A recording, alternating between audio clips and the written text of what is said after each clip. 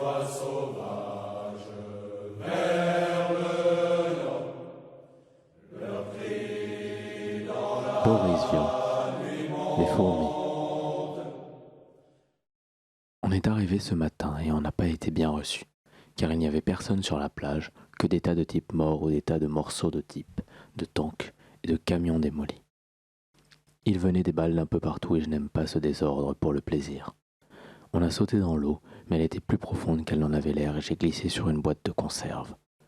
Le gars qui était juste derrière moi a eu les 3/4 de la figure emportée par le pruneau qui arrivait, et j'ai gardé la boîte de conserve en souvenir. J'ai mis les morceaux de sa figure dans mon casque et je les lui ai donnés. Il est reparti se faire soigner, mais il avait l'air d'avoir pris le mauvais chemin, parce qu'il est entré dans l'eau jusqu'à ce qu'il n'ait plus pied et je ne crois pas qu'il y ait voie suffisamment au fond pour ne pas se perdre. J'ai couru ensuite dans le bon sens et je suis arrivé juste pour recevoir une jambe en pleine figure. J'ai essayé d'engueuler le type, mais la mine n'en avait laissé que des morceaux pas pratiques à manœuvrer. Alors j'ai ignoré son geste, et j'ai continué. 10 mètres plus loin, je rejoins 3 autres gars qui étaient derrière un bloc de béton et qui tiraient sur un coin du mur, plus haut. Ils étaient en sueur et trempés d'eau et je devais être comme eux, alors je me suis agenouillé et j'ai tiré aussi. Le lieutenant est revenu. Il tenait sa tête à 2 mains et ça coulait rouge de sa bouche. Il n'avait pas l'air content et il a vite été s'étendre sur le sable, la bouche ouverte et les bras en avant. Il a dû salir le sable pas mal. C'était un des coins qui restait propre. De là, notre bateau échoué avait l'air d'abord complètement idiot, et puis il n'a plus même eu l'air d'un bateau quand les 2 obus sont tombés dessus. Ça ne m'a pas plu, parce qu'il restait encore 2 amis dedans. Avec les balles reçues en se levant pour sauter, j'ai tapé sur l'épaule des 3 qui tiraient avec moi et je leur ai dit « Venez, allons-y !» Bien entendu, je les ai fait passer d'abord et j'ai eu le nez creux parce que le premier et le second étaient descendus par les 2 autres qui nous canardaient. Et il en restait seulement un devant moi, le pauvre vieux. Il n'a pas eu de veine. Sitôt qu'il s'est débarrassé du plus mauvais, l'autre a juste eu le temps de le tuer avant que je m'occupe de lui. Ces 2 salauds, derrière le coin du mur, ils avaient une mitrailleuse et des tas de cartouches. Je l'ai orienté dans l'autre sens et j'ai appuyé, mais j'ai vite arrêté parce que ça me cassait les oreilles si elles venaient de s'enrayer. Elles doivent être réglées pour ne pas tirer dans le mauvais sens. Là, j'étais à peu près tranquille. Du haut de la plage, on pouvait profiter de la vue. Sur la mer, ça fumait dans tous les coins et l'eau jaillissait très haut.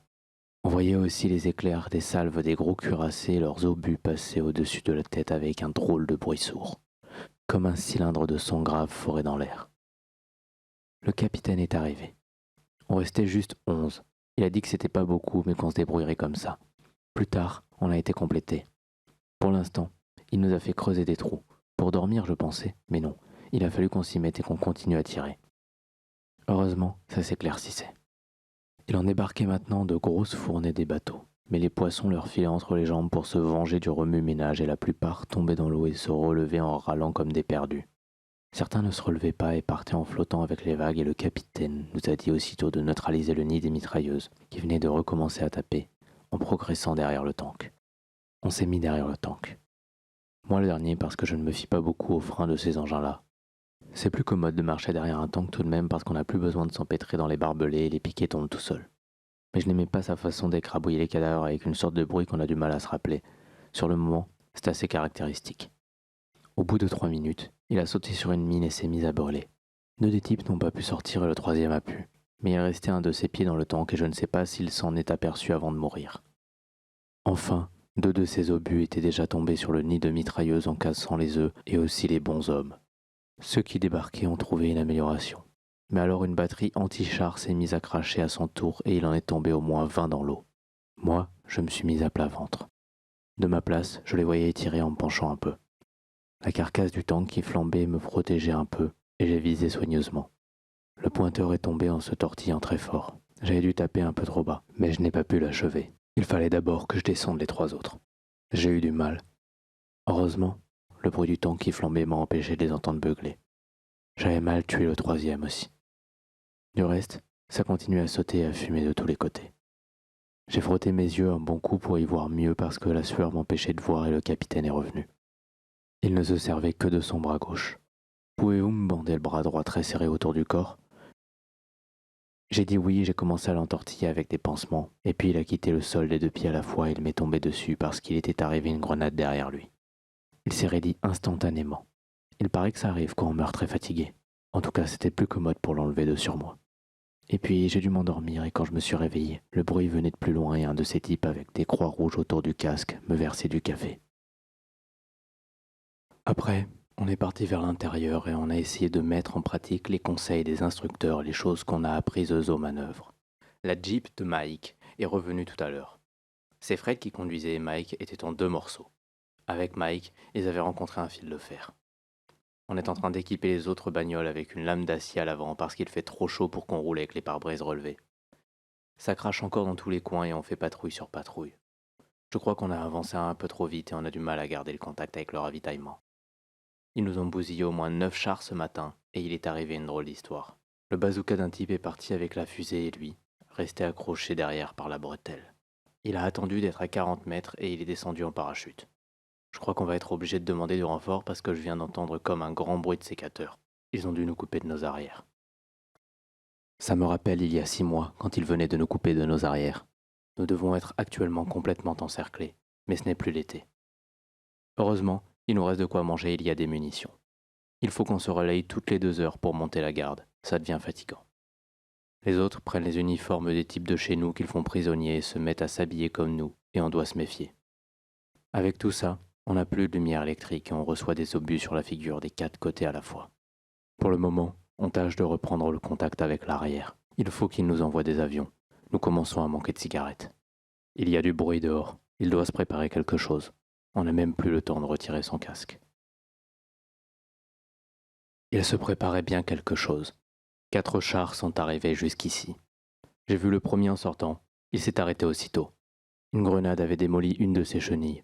Elle s'est déroulée d'un coup avec un épouvantable bruit de ferraille, mais le canon du char ne s'est pas enrayé pour si peu. On a pris un lance-flamme. Ce qui est embêtant avec ce système-là, c'est qu'il faut fendre la coupole du char avant de se servir du lance-flamme. Sans ça, il éclate, comme les châtaignes, et les types à l'intérieur sont mal cuits. À 3, on a été fendre la coupole avec une scie à métaux, mais 2 autres chars arrivaient. Il a bien fallu le faire sauter sans le fendre. Le second a sauté aussi, et le 3e a fait demi-tour. Mais c'était une feinte. Aussi, ça nous étonnait un peu de le voir tirer sur les types qui le suivaient. Comme cadeau d'anniversaire, il nous a envoyé 12 obus de 88. Il faudra reconstruire la maison si on veut s'en resservir, mais cela ira plus vite d'en prendre une autre. On a fini par se débarrasser de ce 3e char en chargeant un bazooka avec de la poudre à éternuer, et ceux à l'intérieur se sont tellement cognés le crâne sur le blindage qu'on n'a sorti que des cadavres. Seul le conducteur vivait encore un peu, mais il s'était pris la tête dans le volant sans pouvoir la retirer, alors plutôt que d'abîmer le char qui n'avait rien, on a coupé la tête du type. Derrière le char, des motocyclistes avec des fusils mitrailleurs se sont amenés en faisant un foin du diable, mais on a réussi à en venir à bout grâce à une vieille moissonneuse lieuse. Pendant ce temps-là, il nous arrivait aussi sur la tête quelques bombes, et même un avion que notre DCA venait d'abattre sans le faire exprès, parce qu'en principe, elle tirait sur les chars. Nous avons perdu la compagnie Simon, Morton, Buck et PC, et il nous reste les autres, et un bras de Slim. Toujours encerclé. Il pleut maintenant sans arrêt depuis 2 jours. Le toit n'a plus qu'une tuile sur 2, mais les gouttes tombent juste où il faut, et nous ne sommes pas vraiment mouillés. Nous ne savons absolument pas combien de temps ça va encore durer. Toujours des patrouilles, mais c'est assez difficile de regarder dans un périscope sans entraînement, et c'est fatigant de rester avec de la boue par-dessus la tête plus d'1 quart d'heure. Nous avons rencontré hier une autre patrouille. Nous ne savions pas si c'était les nôtres ou ceux d'en face, mais sous la boue, on ne risquait rien à tirer parce qu'il est impossible de se faire mal. Les fusils explosent tout de suite. On a tout essayé pour se débarrasser de cette boue. On a versé de l'essence dessus. En brûlant, ça fait sécher. Mais après, on se cuit les pieds en passant dessus. La vraie solution consiste à creuser jusqu'à la terre ferme, mais c'est encore plus difficile de faire des patrouilles dans de la terre ferme que dans la boue. On finirait par s'en accommoder tant bien que mal. L'ennuyeux est qu'il en est venu tant qu'il se met à avoir des marées. Actuellement, ça va. Elle est à la barrière. Malheureusement, tout à l'heure, elle remontera de nouveau au 1er étage et ça c'est désagréable. Il m'est arrivé ce matin une sale aventure. J'étais sous le hangar derrière la baraque en train de préparer une bonne plaisanterie aux 2 types que l'on voit très bien à la jumelle en train d'essayer de nous repérer. J'avais un petit mortier de 81 et je la rangeais dans une voiture d'enfant et Johnny devait se camoufler en paysanne pour la pousser. Mais d'abord, le mortier m'est tombé sur le pied. Ça, ce n'est rien d'autre que ce qui m'arrive tout le temps en ce moment. Et ensuite, le coup est parti pendant que je m'étalais en tenant mon pied, et il est allé éclater un de ces machins à ailettes au 2e étage, juste dans le piano du capitaine qui était en train de jouer Jada. Ça a fait un bruit d'enfer. Le piano est démoli, mais le plus embêtant, le capitaine n'avait rien. En tout cas, rien de suffisant pour l'empêcher de taper dur. Il n'a pas pensé qu'il s'était repéré sur la fumée du premier coup et m'a remercié en disant que je lui avais sauvé la vie en le faisant descendre. Pour moi, ça n'avait plus aucun intérêt à cause de mes 2 dents cassées.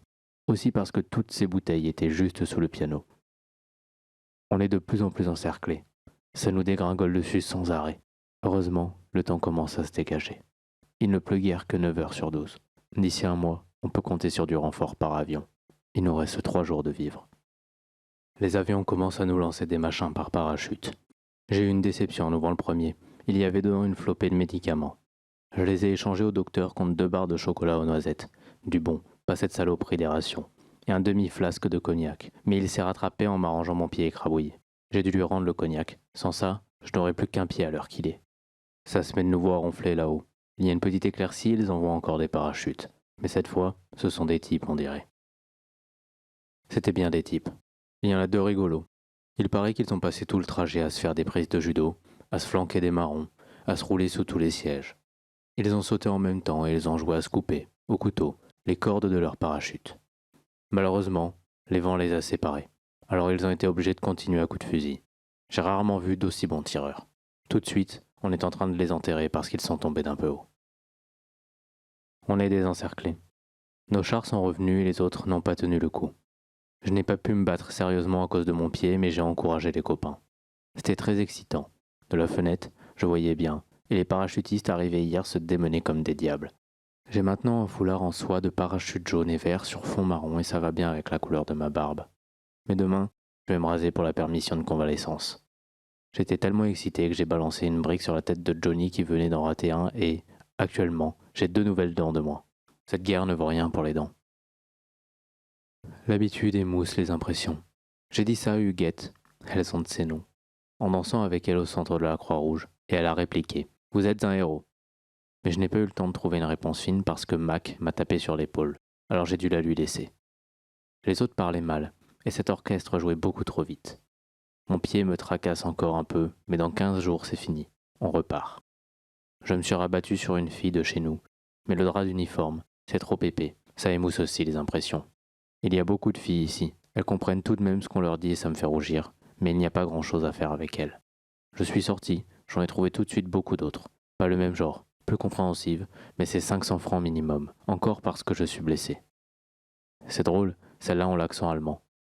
Après, j'ai perdu Mac et j'ai bu beaucoup de cognac. Ce matin, j'ai horriblement mal à la tête à l'endroit où le MP a tapé. Je n'ai plus d'argent, parce qu'à la fin j'ai acheté des cigarettes françaises à un officier anglais. Je les ai sentis passer. Je viens de les jeter. C'est une chose dégoûtante. Il a eu raison de s'en débarrasser. Quand vous sortez des magasins de la Croix-Rouge avec un carton pour mettre les cigarettes, le savon, les sucreries et les journaux, ils vous suivent des yeux dans la rue et je ne comprends pas pourquoi. Car ils vendent sûrement leur cognac assez cher pour pouvoir s'en acheter aussi, et leurs femmes ne sont pas données non plus. Mon pied est presque tout à fait guéri. Je ne crois pas rester encore longtemps ici. J'ai vendu les cigarettes pour pouvoir sortir un peu et j'ai ensuite tapé Mac, mais il ne les lâche pas facilement. Je commence à m'embêter. Je vais ce soir au cinéma avec Jacqueline. J'ai rencontré celle-là hier soir au club, mais je crois qu'elle n'est pas intelligente parce qu'elle enlève ma main toutes les fois et elle ne bouge pas du tout en dansant. Ces soldats d'ici m'horripilent. Ils sont trop débraillés, il n'y en a pas 2 qui portent le même uniforme. Enfin, il n'y a rien à faire que d'attendre ce soir. De nouveau là. Tout de même, on s'embêtait encore moins en ville. On avance très lentement. Chaque fois qu'on a fini la préparation d'artillerie, on envoie une patrouille à chaque fois. Un de ces types de la patrouille revient amoché par un tireur isolé. Alors, on commence la préparation d'artillerie. On envoie les avions. Ils démolissent tout. Et 2 minutes après, les tireurs isolés recommencent à tirer. En ce moment, les avions reviennent. J'en ai compté 72. Ce ne sont pas des très gros avions, mais le village est petit. D'ici, on voit les bombes tomber en spirale et cela fait un bruit un peu étouffé, avec de belles colonnes de poussière. On va repartir à l'attaque, mais il faut d'abord envoyer une patrouille. Bien ma veine, j'en suis. Il y a à peu près 1,5 km à faire à pied et je n'aime pas marcher si longtemps. Mais, dans cette guerre, on ne nous demande jamais de choisir. Nous nous tassons derrière les gravats d'une première maison et je crois que d'un bout à l'autre du village, il n'en reste pas une seule debout. Il n'a pas l'air de rester beaucoup d'habitants non plus, et ceux que nous voyons font une drôle de tête quand ils l'ont conservé. Mais ils devraient comprendre que nous ne pouvons pas risquer de perdre des hommes pour les sauver avec leur maison. Les 3/4 du temps, ce sont de très vieilles maisons sans intérêt. Et aussi, c'est le seul moyen pour eux de se débarrasser des autres. Ça, d'ailleurs, ils le comprennent en général, quoique certains pensent que ce n'est pas le seul moyen. Après tout, ça les regarde, et ils tenaient peut-être à leur maison, mais sûrement moins que l'état où elles sont maintenant. Je continue ma patrouille. Je suis encore le dernier, c'est plus prudent. Et le premier vient de tomber dans un trou de bombe plein d'eau. Il en sort avec des sangsues plein son casque. Il a aussi ramené un gros poisson tout ahuri. En rentrant, Mac lui a appris à faire le beau, et il n'aime pas le chewing-gum. Je viens de recevoir une lettre de Jacqueline. Elle a dû la confier à un autre type pour la mettre à la poste, car elle était dans une de nos enveloppes. Vraiment, c'est une fille bizarre, mais probablement toutes les filles ont des idées pas ordinaires. Nous avons reculé un peu depuis hier, mais demain, nous avançons de nouveau. Toujours les mêmes villages complètement démolis. Ça vous donne le cafard. On a trouvé une radio toute neuve. Ils sont en train de l'essayer. Je ne sais pas si réellement on peut remplacer une lampe par un morceau de bougie. Je pense que oui. Je l'entends jouer Chattanooga. Je l'ai dansé avec Jacqueline un peu avant de partir de là-bas. Je pense que je vais lui répondre si j'ai encore du temps. Maintenant, c'est Spike Jones. J'aime aussi cette musique-là et je voudrais bien que tout soit fini pour aller m'acheter une cravate civile avec des raies bleues et jaunes. On repart tout à l'heure. De nouveau, nous sommes tout près du front et des obus se remettent à arriver. Il pleut, il ne fait pas très froid. La Jeep marche bien. Nous allons en descendre pour continuer à pied. Il paraît que ça commence à sentir la faim. Je ne sais pas à quoi il voit ça, mais je voudrais tâcher de m'en sortir le plus commodément possible. Il y a encore des coins où on se fait accrocher dur. On ne peut pas prévoir comment ça va être. Dans 15 jours, j'ai une nouvelle permission et j'ai écrit à Jacqueline de m'attendre. Peut-être j'ai eu tort de le faire. Il ne faut pas se laisser prendre. Je suis toujours debout sur la mine. Nous étions partis ce matin en patrouille, je marchais derrière comme d'habitude. Ils sont tous passés à côté, mais j'ai senti le déclic sous mon pied, je me suis arrêté net. Elle n'éclate que quand on retire le pied. J'ai lancé aux autres ce que j'avais dans les poches et je leur ai dit de s'en aller. Je suis tout seul. Je devrais attendre qu'ils reviennent, mais je leur ai dit de ne pas revenir, et je pourrais essayer de me jeter à plat ventre, mais j'ai horreur de vivre sans jambes. Je n'ai gardé que mon carnet et le crayon. Je vais les lancer avant de changer de jambes. Il faut absolument que je le fasse parce que j'en ai assez de la guerre et parce qu'il me vient des fourmis. Garde